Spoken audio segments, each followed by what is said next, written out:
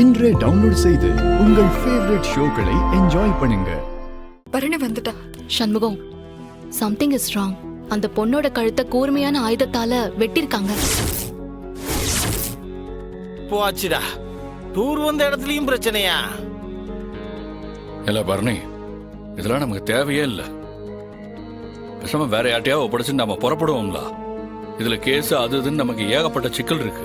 டேய், நீ போலீஸா இருந்துட்டு இப்படி பேசலாமா? இல்ல, ஒரு போலீஸா இருக்கறனாலதான் இப்படி பேசுதேன். இது எங்க போய் முடியும்னு எனக்கு தான் தெரியும். இல்ல பாண்டி, இரு பரணி என்ன சொல்லுதான்னு கேட்போம்.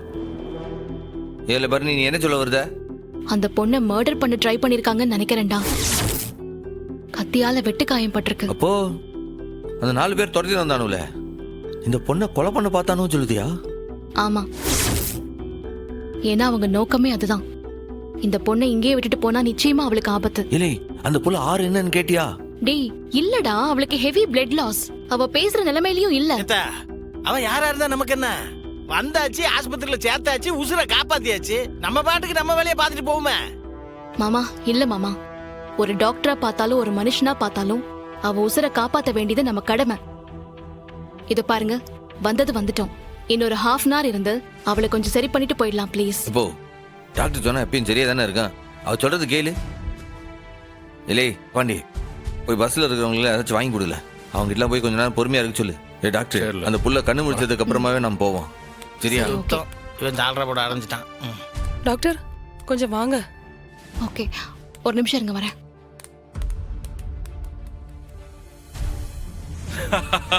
என்னாச்சு சார், கோவப்படாம சிரிக்கிறீங்க?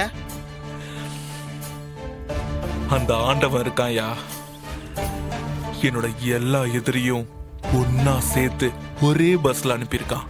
என்ன சார் சொல்றீங்க? அந்த சண்முகம் எனக்கு மிகப்பெரிய எதிரி. அவனை குடும்பத்தோட அழிக்கிறதுக்காக தான் நான் சந்தர்ப்பம் பார்த்துக்கிட்டே இருந்தேன். இப்போ லட்டு மாதிரி சான்ஸ் கிடைச்சிருக்கு. அந்த குடும்பத்தையும் அழிச்சிடலாம், இந்த கவிதாவையும் அழிச்சிடலாம்.